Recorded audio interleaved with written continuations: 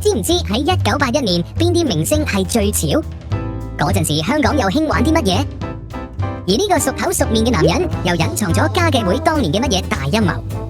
？1981年嘅香港高速發展緊，雖然隔籬嘅祖國當時翻天覆地，但係一般市民都唔覺得呢啲嘢同自己有即時關係，因為當年根本冇回歸呢個概念，頂晒籠都係諗緊新界要點樣續約，而每一個人忙緊嘅就係點樣令自己生活得爽皮啲。當年有好多市民都係為個瓦遮頭而掙扎緊，並且因為撲水而頭痛。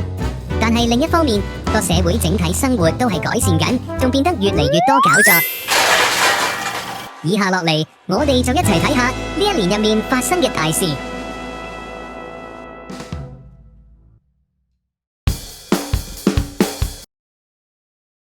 1981年2月21號，尖沙咀海運大廈俾人放土製菠蘿，喺商場1樓廁所附近，亦即係童裝店媽媽世界同東藝珠寶對開嘅地點，突然有炸彈爆炸，令到5間店鋪損毀，同埋23個途人受傷。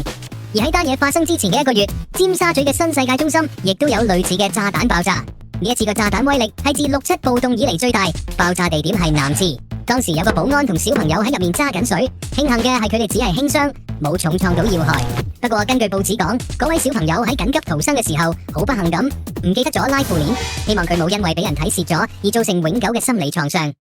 海運大廈同埋新世界中心之所以俾人襲擊，好可能係因為佢哋嘅人流。喺1981年，尖東仲係啱啱起步嘅狀態，當時尖沙咀最受歡迎嘅行街買嘢地點，始終都係海運大廈同埋新世界中心。新世界中心比較新啲，佢原先係火車站附近嘅碼頭貨倉，但係由於鐵路改道去紅磡，所以塊地去到1978年就重新發展做商場。佢開業初期好巴閉，標榜嗰度有一間擁有住1萬尺冇柱空間嘅大酒樓，亦即係海城，係好多香港同外地明星登過台嘅地方。嗰度亦都開咗2間酒店，一間係新世界自己搞嘅，被當時香港啲旅行社視為朝聖地組團去食自助餐；而另一間就係大家都好熟悉嘅麗晶酒店，絕對係當時數一數二。哦，對唔住啊，你 book 嘅唔係麗晶酒店啊，你 book 嘅係麗晶大賓館。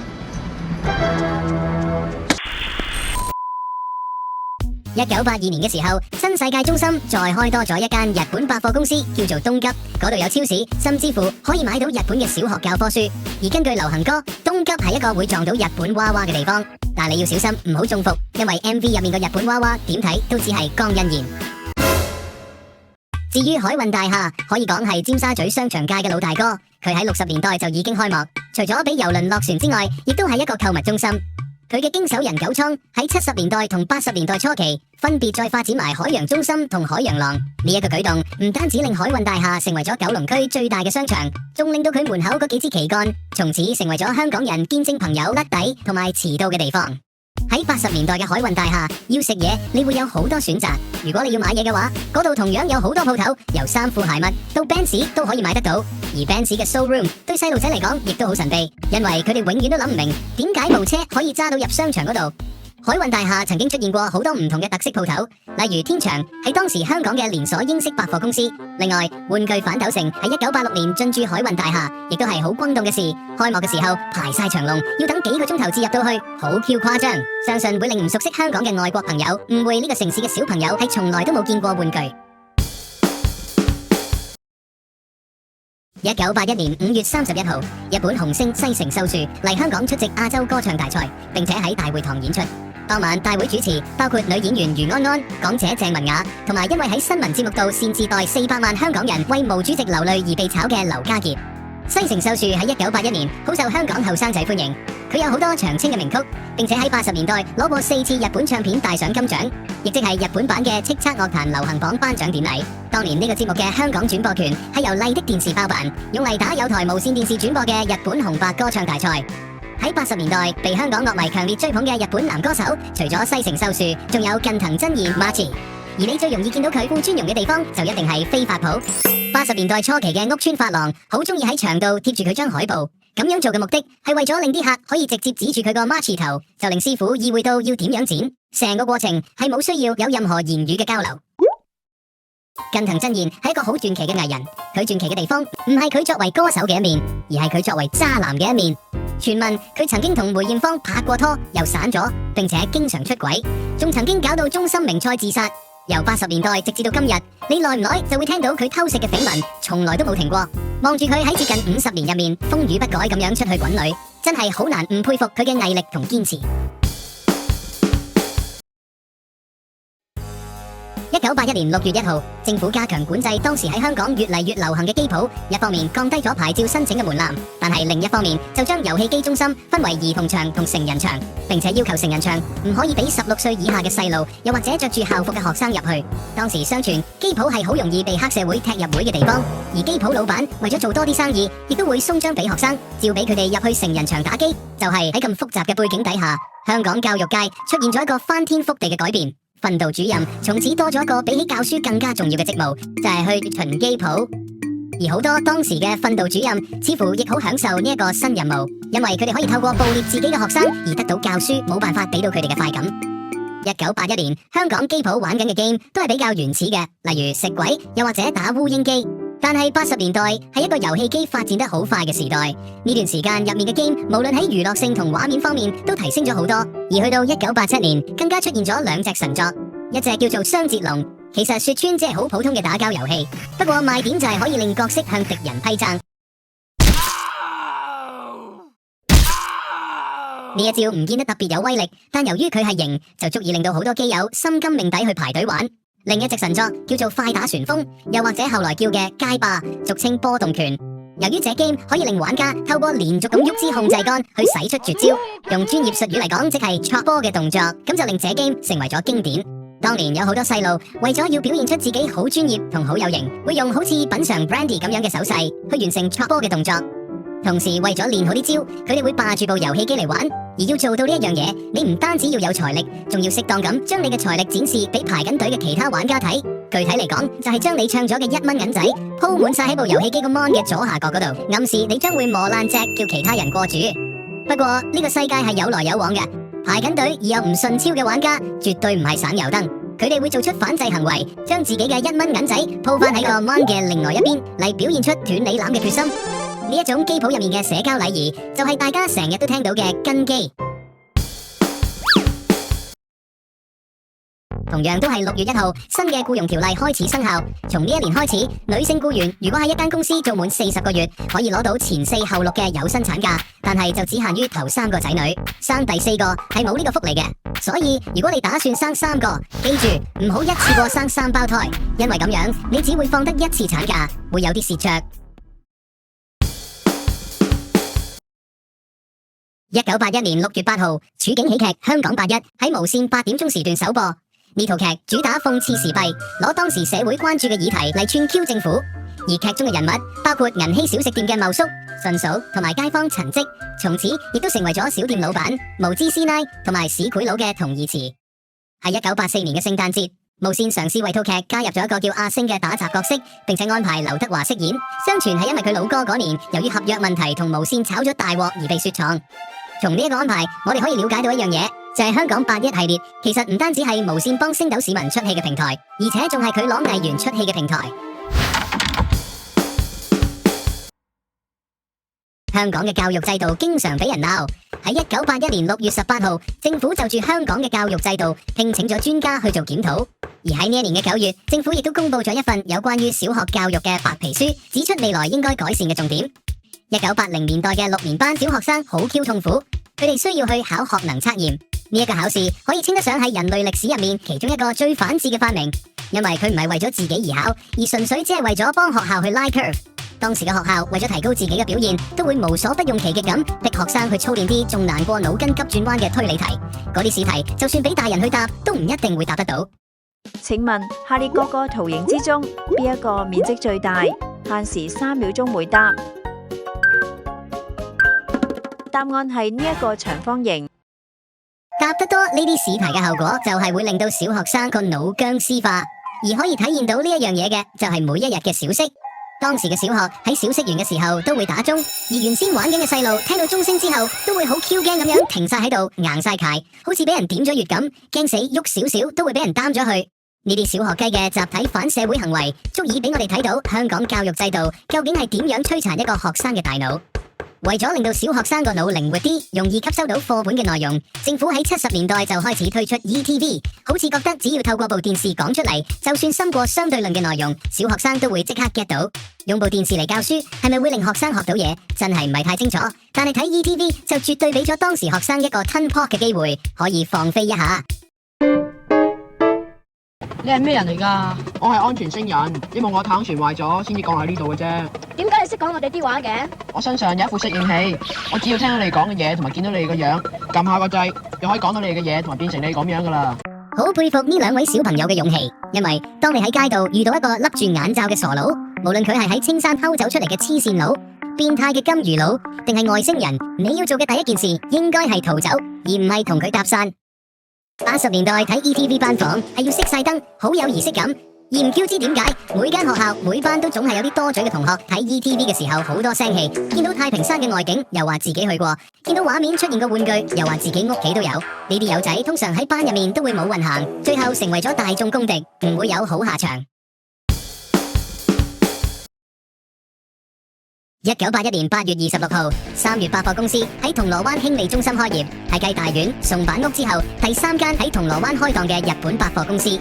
當時嘅銅鑼灣係日本百貨公司嘅重地，大丸有啲人會叫佢做大馬路或者大馬騮。喺百德新街嗰頭，甚至乎有本館同別館兩邊，你一個唔為意，真係會以為自己去咗銀座，甚至乎會懷疑香港係咪自從3年0.8個月之後一直都冇重光過。喺80年代嘅大丸隔籬有名店街同食街，可以講得上係先驅版嘅主題商店街。食街最令人印象深刻嘅唔係佢嗰度啲餐廳，而係佢條好 Q 長由街頭去到街尾嘅噴水池，壯觀程度足以媲美尼羅河。至於名店街就有好多高檔嘅鋪頭進駐，而其中一間就係賣貴價朱古力嘅解語花。解語花呢個名聽落雖然靚靚地咁樣，但係千祈唔好以為佢係國貨，又或者係台灣文青嘢。其實佢係一隻現時都仍然好受歡迎嘅比利時朱古力品牌，究竟係邊隻？大家不如自己估下。銅鑼灣名店街有各行各業嘅商店，拉法耶利兒公司 Godiva 解語花朱古力 ，Godiva 解語花朱古力，冇錯啦，就係呢一隻品牌。1981年9月30號，一間唱片店嘅老闆因為自製盜版錄音帶而被判罰款26,000蚊。盜版錄音帶喺80年代非常猖獗，但係呢件事情要講清楚。首先要回顧翻乜嘢係錄音帶。喺80年代初期，當時未有 CD， 更加冇 MP3， 而就算有，一隻歌嘅容量已經大過當時電腦條 RAM 100倍，所以係冇可能播得到嘅。更加唔好講串流音樂，嗰陣時要聽歌，你一係就聽黑膠碟，一係就聽錄音帶，而錄音帶往往比較方便同埋平，所以係相對流行嘅選擇。當時可以播放錄音帶嘅，包括大型 Hi-Fi、懶型嘅手提機，又或者自己部 Walkman 就係當時最細嘅播放機，放餅帶入去，可以一個人攞住佢周圍聽，但係只可以用 earphone， 某個程度就係超級原始嘅 iPod。錄音帶呢家嘢係好難飛歌嘅，因為你係要透過自己隻手同眼嘅配合，再加埋運氣至做到，唔係撳個 next 掣就得。所以通常你都會順序咁聽晒成餅帶嘅 A 面，再攞餅帶出嚟，擰轉聽佢嘅 B 面嚟完成一個循環。如果好彩嘅話，你唔會棘帶，但係如果真係棘咗，咁就冇辦法啦。你要嘗試 Q 翻嗰條好 Q 難纏嘅黑色絲帶，例如攞支鉛筆去轉個轉頭。而錄音帶亦都係好唔襟聽，聽得耐就會開始出問題，會變聲。就算唱歌嗰個係歌神，最後餅帶都會變咗我而家把聲。雖然錄音帶有咁多缺點，但佢有一個好大嘅優點，就係好容易抄落另外一餅空帶嗰度。而當時有啲錄音機亦都有2個播放位，直情設計出嚟俾你咁樣用。就係因為呢個特點，佢為唱片鋪老闆創造咗好大嘅商機，亦都為冇乜閒錢使嘅學生哥帶嚟咗救贖。80年代 dub 歌整翻版帶有幾種方法。第一種係好似呢一單案咁樣，個老細按 QQ 攞一餅正版錄音帶，流水創業咁樣執幾十餅錄音帶出去賣。呢一個做法太陽，好易俾人周到，所以好快就式微。dub 錄音帶嘅第二個方法，你去刮一啲個樣望落去古古惑惑嘅唱片好老細，然之後問佢可唔可以幫你單對單咁 dub 歌，咁樣做當然係要收費嘅，並且要幫襯間鋪頭買餅空錄音帶。如果佢 OK 嘅話，你可以俾個歌單佢，甚至乎可以將唔同歌星、唔同碟嘅歌寫埋喺張紙度俾佢，咁佢就會按住你嘅要求，將啲歌抄落你餅帶度，整出一隻你獨有嘅精選大碟。呢個方法其實就好似今日喺串流平台度逐隻歌買，並且將啲歌 group 落去個 playlist 度一樣，只不過嗰時個 playlist 係實體，摸得到並且會 K 帶。揼帶嘅第3個方法係最山寨嘅，並且靠自己就可以做得到。你只需要去買一餅空錄音帶，然之後用無盡嘅時間坐喺收音機側邊，睇下邊個 DJ 會咁好彩播你想要嗰隻歌。如果真係中咗，咁你手腳就要快，即刻插餅帶落去部機度錄，並且重複呢一個動作，直至到你集齊晒所有想要嘅歌喺一餅帶入面。呢一個方法好考驗你嘅耐性同彩數，而錄到嘅歌通常都係甩頭甩骨，一係就冇咗 intro， 一係無端端就多咗 DJ 把聲喺入面。但係冇辦法，鬼叫你冇錢買正版帶。老翻嘅最後一個方法就係去廟街嗰啲唱片鋪買嗰度獨有嘅精選錄音帶。喺呢啲錄音帶嘅封面，你唔會見到有明星幅相，但睇餅帶嘅歌單就會見到好多歌喺入面，將你想要嘅願望都滿足晒，並且仲係用超低價發售。當你慶幸點解世界上會有咁大隻蛤乸隨街跳嘅時候，你好快就會俾現實兜棍咁嘔落嚟。因為當你聽餅帶，你就會知道自己舐咗嘢。你會發現唱緊歌嗰位明星把聲硬係同你聽開嘅唔同，咁唔係因為個明星喉嚨痛，而只係由於唱緊歌嘅根本上唔係同一個人。呢一類錄音帶係是但叫個人嚟翻唱口水歌，再用大件夾抵食嘅內容水你買，引貪心嘅顧客落搭。換句話說，直情係老翻個明星本人，而唔係老翻餅錄音帶咁簡單。從某個角度嚟睇，呢種其實都唔算係詐騙，因為餅帶從來都冇講過話係原唱，只係你自己咁純情諗多咗。而當你再聽餅錄音帶嘅時候，你會發現其實唱緊歌嗰位朋友都 cover 得幾認真，甚至乎可能好過靠個樣嘅原唱歌手。假以時日，如果呢位唱緊口水歌嘅朋友真係紅咗，呢一餅錄音帶到時就會乜都值翻晒。1981年嘅夏天，由於落得太少雨，水塘嘅水得翻一半，香港唔夠食水用，所以政府喺10月26號嗰日開始嘅半年入面，實施咗2級制水，一日分2個時段，供水夾埋唔超過10個鐘頭，係到目前為止香港大規模制水嘅最後一次。有制水真正受氣，有制水的確係無謂。對比起1963年，呢一次制水其實已經係小兒科，因為60年代初期未有海水化淡廠，冇咁多水塘，亦都未同大陸買東江水，所以嗰時派水係4日入面至得一次，仲要係得4個鐘頭，完全係挑戰人體極限。雖然話1981年呢次制水冇之前咁嚴重，但係都好 Q 大鑊，搞到啲打工仔放工要趕住翻屋企沖涼，師奶又要趕住喺停水之前買餸煮飯。而呢一年大家為咗儲多啲水，都會喺籠底攞晒可以裝到液體嘅家當出嚟，例如屋企個紅 A 水桶同面盤，仲有廁所嘅星盤。不過個膠質如果塞得唔好，啲水都係會走晒去，令到星盤仲乾過石泥背，所以唔可以靠晒佢。1981年10月，政府推出咗新一輪嘅清潔香港運動，為咗阻嚇啲亂咁抌垃圾嘅茂利，即係垃圾蟲。政府新聞處嘅一位外籍設計師諗到條絕橋，就係用對眼嚟露啤住你，等你自己心虛唔敢做。呢張眼掘掘嘅海報都算係幾有效，不過間中都會引起混亂。例如大家依家見到嘅，睇真啲其實唔係同一樣嘢，佢係唔關事嘅，因為佢只不過係 V 佬篤眼藥水嘅廣告。清潔香港海報背後，聽講有一個傳聞，就係話海報上面露啤住你嘅嗰對眼，其實唔係虛構出嚟，而係跟住設計師嘅老婆對眼畫出嚟。如果呢個傳聞係真嘅話，相信嗰位太太一定係非常燥底，而佢老公亦即係嗰位設計師，斷估亦都係經常得罪佢老婆，至會有咁深刻嘅人生體會。1981年11月21號，藍田木屋區發生大火，燒咗5個鐘頭，受影響居民達到7000人。而呢一單並唔係1981年出現過嘅唯一木屋區大火。喺年初2月26號，大磡窩村亦都經歷咗一次火災，焚燒咗8個鐘頭，並且令到7000人無家可歸。係1981年，由於當時香港人口不斷增加，而新起嘅樓追唔到呢個速度，好多人仲住喺木屋區。當時有50萬人排隊等緊上樓，即係大概10個香港市民入面就有1個。政府面對住呢個嚴重問題，一方面係增加公屋嘅供應，盡快起多啲樓出嚟；另一方面就係控制需求，唔單止係講緊房屋嘅需求，仲係房市嘅需求，因為咁樣至可以減慢人口增長。而呢一個重要任務就落咗喺家計會身上。喺80年代，家計會其中一個工作就係透過洗市民腦去達到節育嘅效果。佢嘅手法包括氹你。兩個就夠晒數，兩個就夠晒數。靠客。文章男人大丈夫家庭計劃，你都唔敢負責，你仲係男人嚟啫。用超能力。點樣盡責？最好跟我嚟香港家庭計劃指導會，同你太太分擔下啲責任啦。不過咁多種方法入面，最有效都係以下呢一種。一身兒女債，計都計唔晒，兩個湊到大，生活更愉快，生晒抵晒，一世安樂晒，永久被人再生，一次搞掂晒，一次搞掂晒。雖然生宅呢一個名詞聽落係有啲粗暴，但係你睇呢一個宣傳廣告入面嘅男人就係啱啱一次搞掂咗。我哋可以從佢面上嘅喜悅感受到結紮手術為男人帶嚟嘅成功感。以上就係1981年發生過嘅大事。中意呢段片嘅朋友記住 subscribe、share 同 like。不過我有啲老母，所以對當時嘅嘢可能已經記得唔係好清楚。如果你有唔同嘅記憶，歡迎你喺留言區度話俾我聽。